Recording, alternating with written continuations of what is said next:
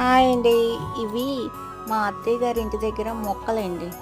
So ఒక్కొక్క మొక్క చూస్తూ ఉన్నారు కదా, ఇందులో స్పెషల్గా ఒక మొక్కను చూపిస్తాను మీకు.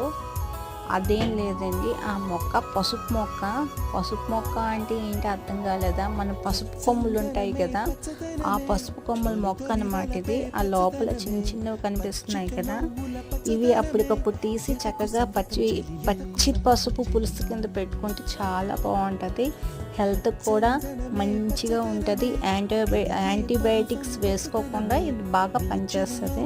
సో అలాగే మనకి తమలపాకు కూడా ఒంటికి మంచిదే. సో అందుకే తమలపాకు కూడా పాదు చూస్తున్నారా, అదంతా కూడా అక్కడ గ్రిల్స్కి ఎక్కించారు మా మావయ్య గారు.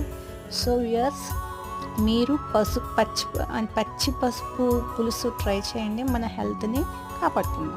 బాయ్.